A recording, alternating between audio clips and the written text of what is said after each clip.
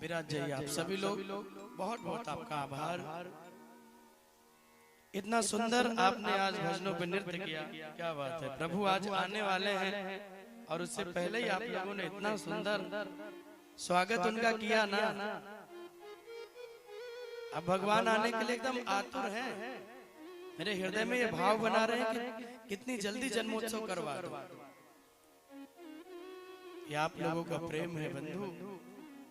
भगवान की कथा जो व्यक्ति जो चाह रखता है उसको वही देती है। धर्म अर्थ काम मोक्ष जो कामना हो वही मिलती है, और जो निष्काम भाव से सुनता है उसे मेरे हरि का पद मिलता है, उनकी भक्ति मिलती है। आप जीवन में एक नियम बना लीजिए, कभी भगवान से कुछ मांगिए मत। आप जितना मांगते हो ना तो उतना ही मिलता है। जिसने निष्काम भक्ति मेरे गोविंद की मैंने देखा है, उसको भगवान ने इतना दिया, उसकी झोली कम पड़ गई, वो रख नहीं पाया, इतना मिला। मांगने वाले खाली न लौटे, कितनी मिली खैरात न पूछो।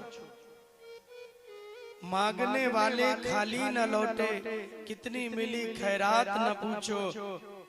अरे उनकी कृपा तो उनकी कृपा है, उनकी कृपा की बात न पूछो। वो जब देते हैं ना तो फिर व्यक्ति रख नहीं पाता है बंधु।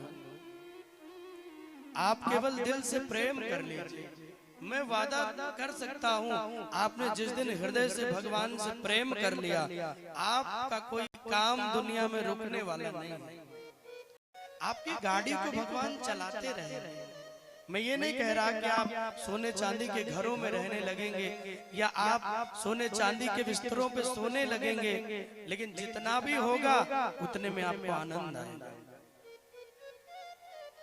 यदि प्रेम हो गया भगवान से तो जो है उतने में ही आनंद आएगा। चाह जितनी बातें हैं दुनिया में वो चाह की है मेरे भाई।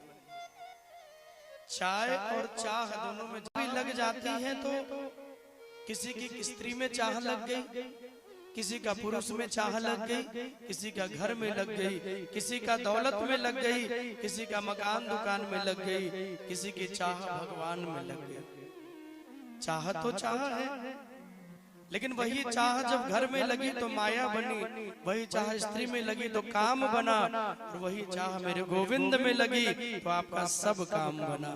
प्यारे जी फिर सब काम बना देंगे बंधु। इसलिए जीवन में चाह रखना है, लेकिन चाह हरि से रखना है। एक बहुत सुंदर बात मैंने एक संत जी से सीखी, बड़ी सुंदर। चाह पैसों से आनों में आती रही, चाह आनों से रुपया बनाती रही। Listen carefully my dear.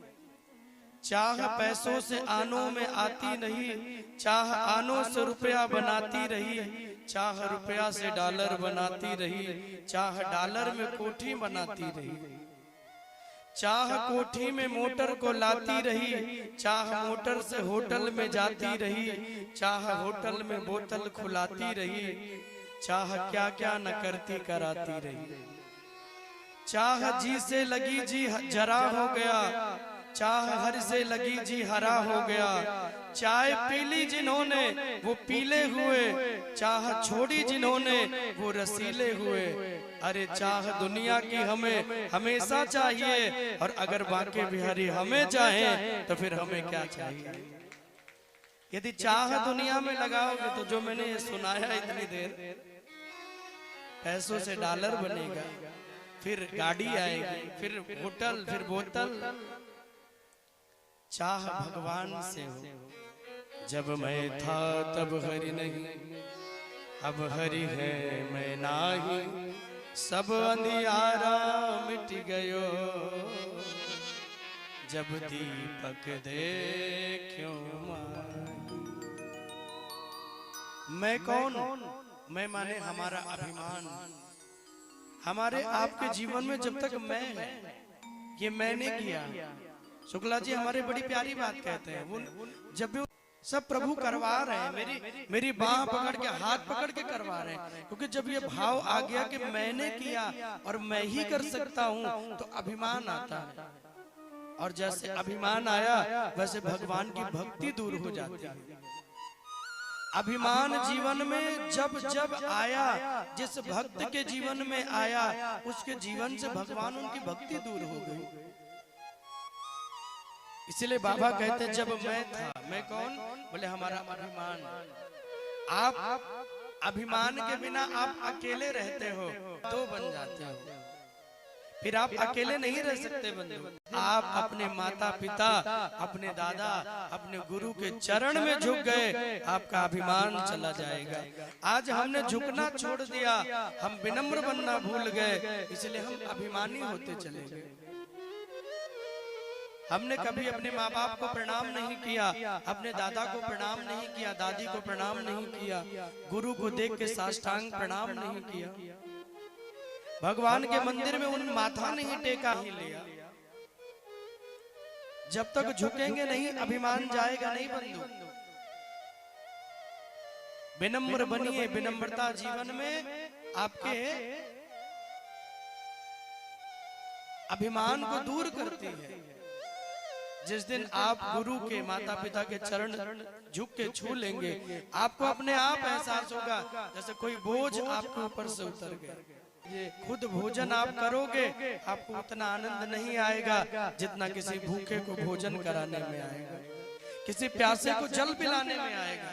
लेकिन ये भाव हर किसी के मन में नहीं आता। उसके लिए पहले सत्संग करिए।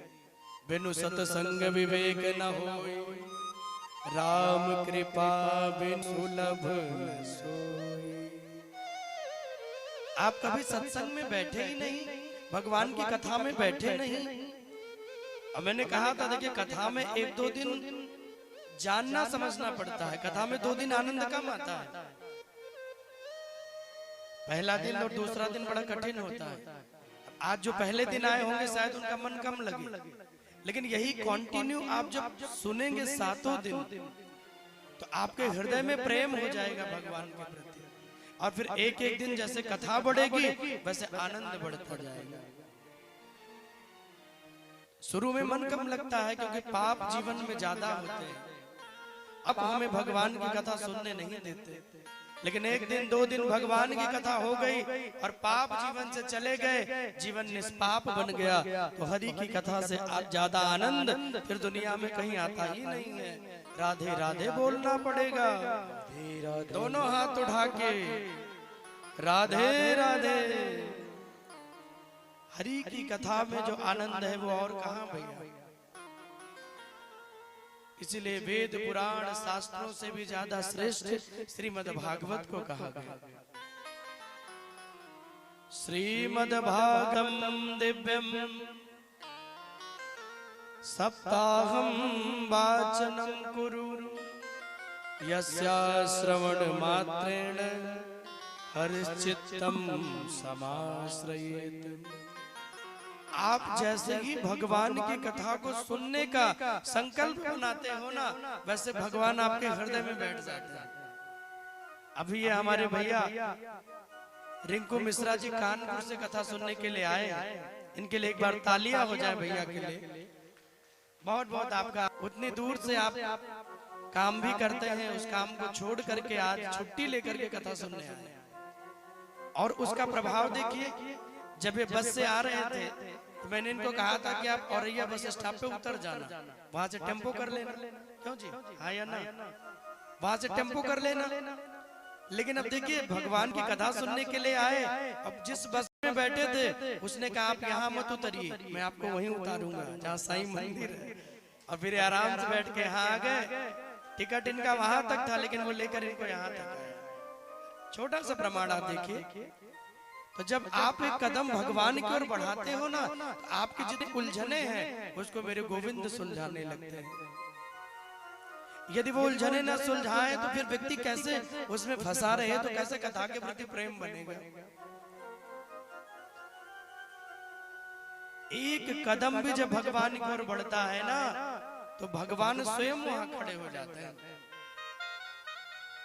कथा सुनन को जाइए तजी ममता अभिमान, और ज्यों ज्यों पग आगे बढ़े कोटिन यज्ञ समान। एक एक कदम जैसे बढ़ता है ना भगवान का के पूर, वैसे भगवान आपकी जिम्मेदारियों को स्वयं ले लेते हैं। कई लोग आते बोले महाराज आ तो गए लेकिन मन, बोले मन अगर घर में है तो फिर कथा का आनंद नहीं मिलेगा। याद रखिए, आप चले और यहाँ बैठ गए तो सब भूल जाइए। यहाँ जितनी देर बैठे हैं जिम्मेदारी गोविंद को दे दीजिए। मैं यहाँ आया हूँ, बाकी आप संभाल लीजिए प्रभु, आप देख लीजिए। अर्जुन ने भगवान को सारथी बनाया तो सब भगवान को समर्पित कर दिया। ये तन, ये मन, ये जीवन, ये धनुष, ये बाण, ये सब आपको समर्पित है गोविंद। अब आप जो चलवाओगे वो चला, और आप जो आज्ञा करोगे वही होगा। एक पत्ता भी हमारी आपकी मर्जी से नहीं हिल सकता बंधु। हम लोग इस शरीर पे इतना अभिमान करते हैं कि हम पे इतना बल है, हम ये कर लेंगे, हम वो कर लेंगे, हम ये कर लेंगे, और एक दिन बुखार हो जाता, फिर स्थिति देखिए। जिस शरीर पे इतना अभिमान है कि ये कर लेंगे, एक दिन बुखार हो जाता तो लेट जाता, फिर चलना भी मुश्किल। बोले अरे महाराज ऐसे लग रहा है एक कदम भी नहीं चल पाएंगे। तो इस शरीर पे इतना अभिमान क्यों करना? एक दिन की बीमारी में जिसने आपको लिटा दिया, वो शरीर का अभिमान नहीं करना चाहिए। धन का अभिमान भी ना हो, आज है कल होगा इसकी गारंटी नहीं है। धनात धर्मम, अगर भगवान ने धन दिया है तो धन से धर्म कीजिए। अगर गोविंद ने धन दिया है तो धन से धर्म करिए। आप कहोगे धर्म क्या है? बोले भगवान की कथा करना, दान पुण्य करना, ब्राह्मणों को भोजन कराना, सेवा भाव करना, यही सबसे बड़ा धर्म है। इससे बड़ा धर्म दुनिया में और कुछ नहीं होगा बंधु। धर्म धन के लिए ना हो, लेकिन धन है तो धनात धर्मम, धन से धर्म किया जाए तो आपका धन पवित्र होगा और धन बढ़ेगा भी। और धन पे कुंडली मार के बैठ गए तो फिर वो कुछ नहीं होने वाले। इसलिए भागवत कहती है प्रभु से प्रेम करिए, भगवान से संबंध बनाइए, प्रभु को अपना बना लीजिए। अनेकानेक भक्तों की कथा भागवत में आई। कल मैंने आपको वामन भगवान का दर्शन करवाया झांकी के माध्यम से। वामन बन के भगवान आए, विचार करिए। अब भगवान को मांगने की जरूरत क्या पड़ी? जो दुनिया को देते हो वो मांगने के लिए क्यों आए? भगवान मांगने भी वहीं जाते हैं जो दान देता है, और दान के साथ सम्मान भी देता है।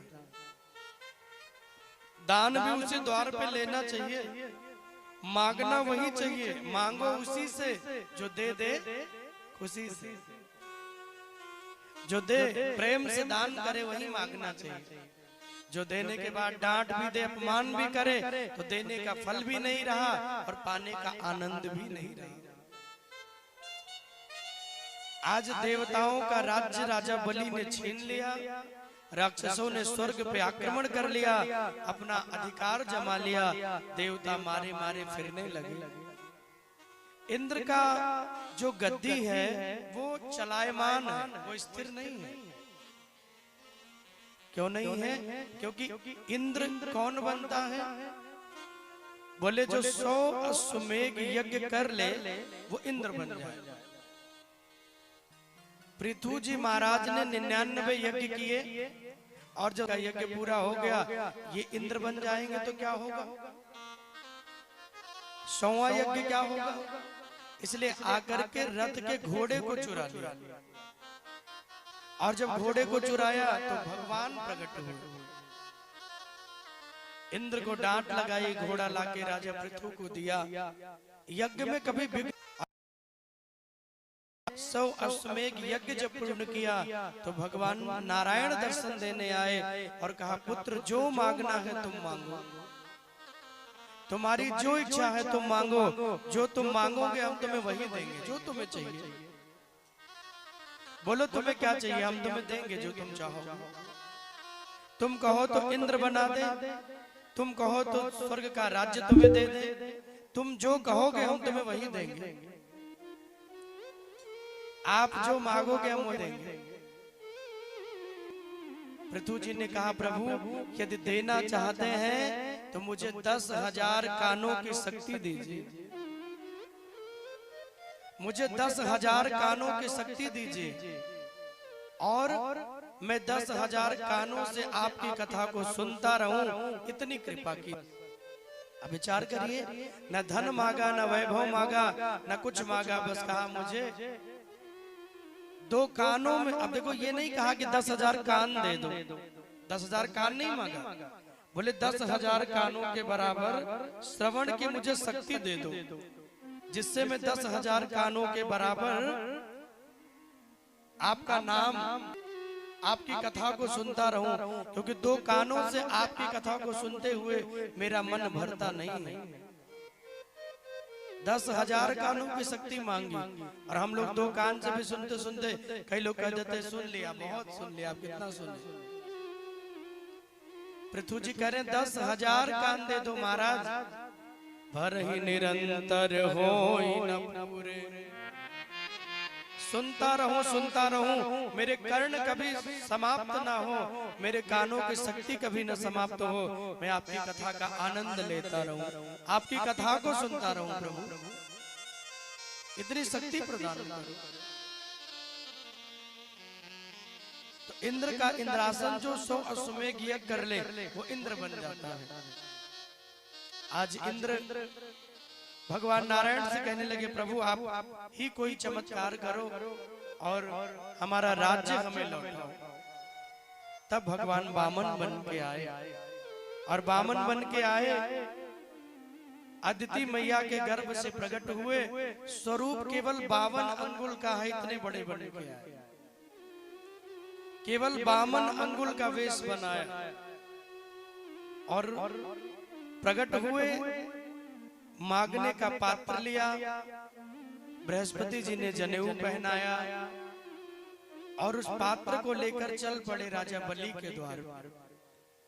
द्वार पे आते ही जब राजा बलि को सूचना मिली कोई ब्राह्मण आया है, दौड़े दौड़े आए। भगवान ही इस स्वरूप में प्रकट हो देख करके कहा भगवान आप कौन है?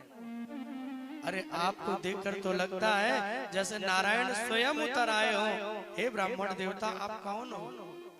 चरणों में लेट गए। आप क्या लेने के लिए आए हो?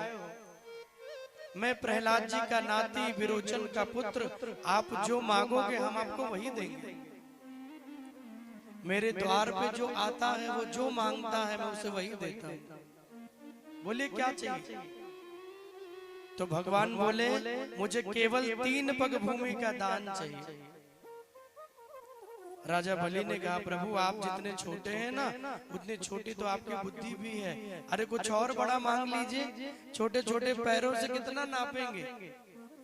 आप कहो तो आधा राज्य ही आपको दे दूं। भगवान बोले कि राजन पहले 3 पग दे दो, जो बचेगा वो भी दे देना। पहले 3 पग का दान पूरा कर दो।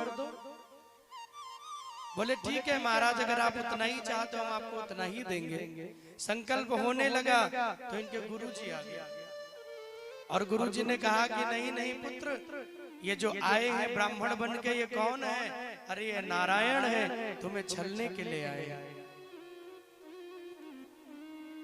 राजा बलि के नेत्रों में आंसू भर गए। भगवान के पांव पकड़ लिए, कहा कि गुरुदेव मैंने तो जाना कोई साधारण ब्राह्मण है तो जो मांगा वो दे रहा था, अभी जान लिया कि भगवान है तो जो मांगेंगे मैं इनको वही दूंगा। प्राण भी मांग लेंगे तो प्राण भी दे दूंगा। ताली बजा लीजिए सब लोग, बीच बीच बजा लिया करिए, नींद ऊंद आएगी तो भाग जाएगा। राधे राधे बोलना पड़ेगा, सबको मिलके बोलना पड़ेगा। दोनों हाथ उठाइए, राधे राधे ऐसे बोला कि तो क्या कह रहे थे हम? गुरु ने रोका, बोले ये भगवान है। राजा बलि बोले प्रभु ब्राह्मण समझ के तो सब दे रहा था, अब भगवान देख लिया जान लिया, अब तो जो मांगेंगे वही दूंगा। तुम्हें छलने के लिए आए हैं, 2 पग में सब नाप लेंगे, तीसरा रखने की कहीं जगह नहीं बचेगी। कैसे दोगे? बोले गुरुजी कोई बात नहीं, भगवान ही जो दुनिया को देते हैं वही मांगने के लिए आए हैं। भविष्य में जब मेरा नाम भगवान की भक्ति में लिखा जाएगा, लोग ये नहीं कहेंगे कि भगवान मांगने के लिए आए फिर भी नहीं दिया। आज मैं इन्हें खाली हाथ नहीं लौटाऊंगा। और फिर गुरु का तो काम होता है प्रेरणा प्रदान करे। गुरुजी आज तक आपने मुझे कभी रोका नहीं, आज पहली बार आप हमें क्यों रोक रहे हैं? बार बार गुरुजी समझाए लेकिन नहीं माने और जल लेके संकल्प करने लगे। भाई गुरु का भी कर्तव्य है अपने चेला की रक्षा करे, किसी भी हद तक जाके चेला की सहायता करे। तो गुरु उसी लोटे की टुटिया में जाकर के बैठ गए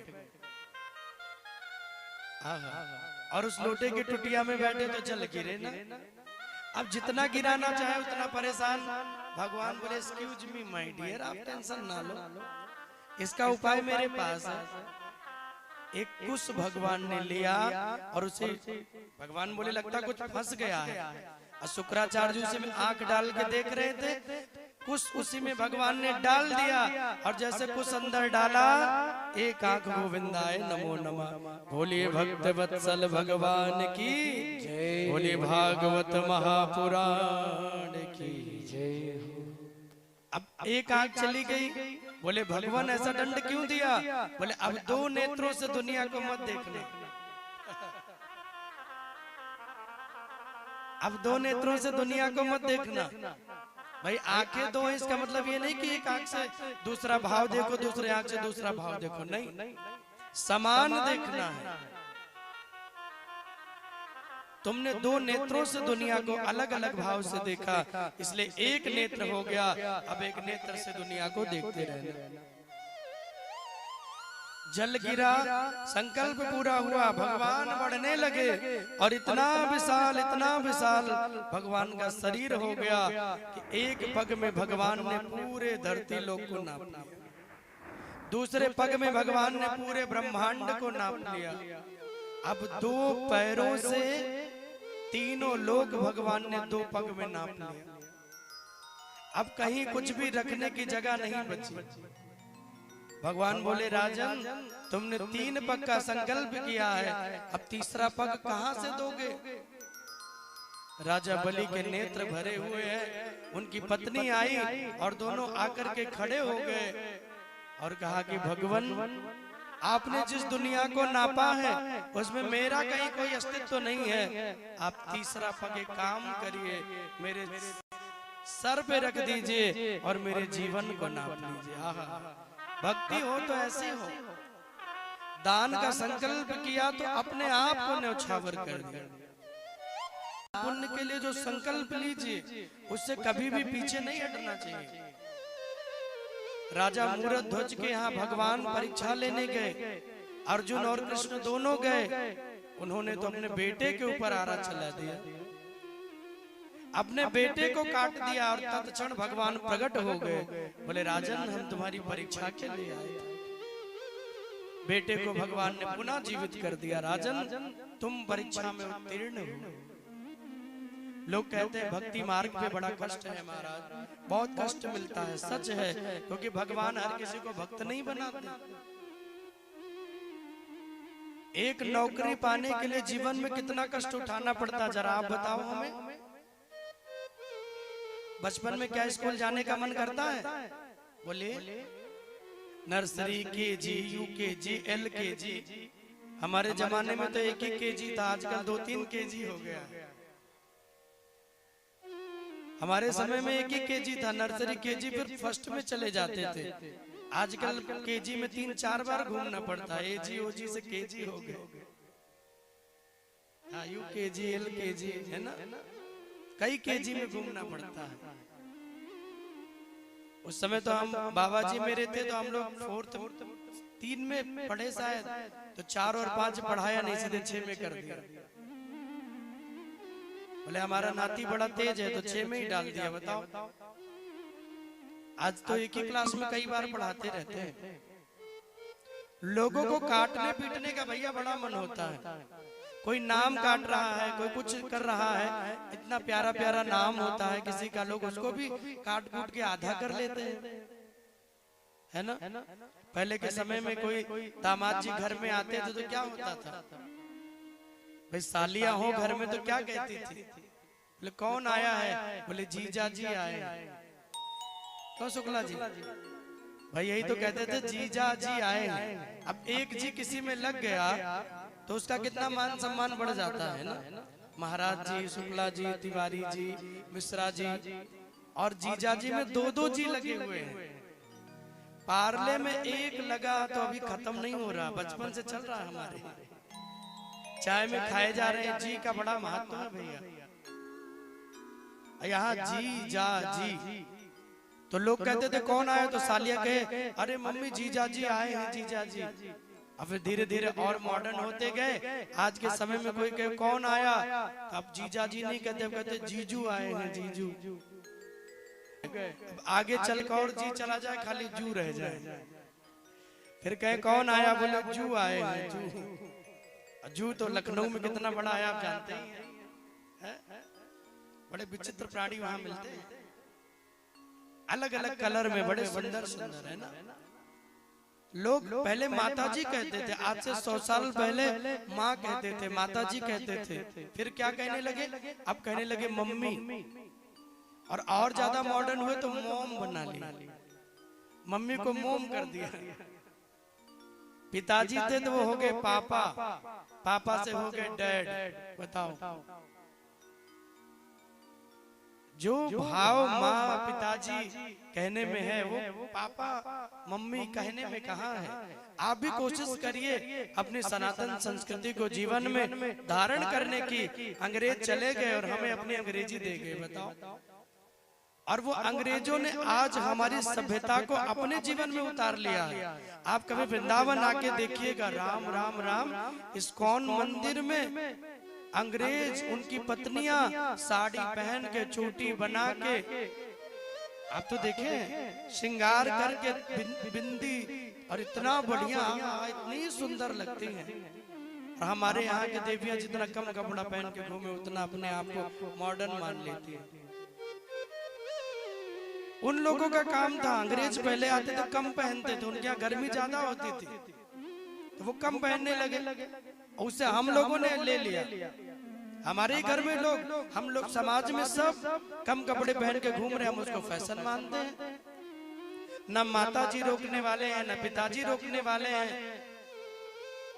और अंग्रेजों को देखिए, इंग्लैंड से, यूके से, कैलिफोर्निया से आकर वृंदावन में, मथुरा में धोती पहनकर, कुर्ता पहनकर, सर छिला के, चुरकी रख के, चोटी रख के, तिलक चंदन लगाकर, गले में माला, हरे कृष्ण हरे कृष्ण हरे कृष्ण जपते रहते हैं, अहरनिश जपते रहते हैं।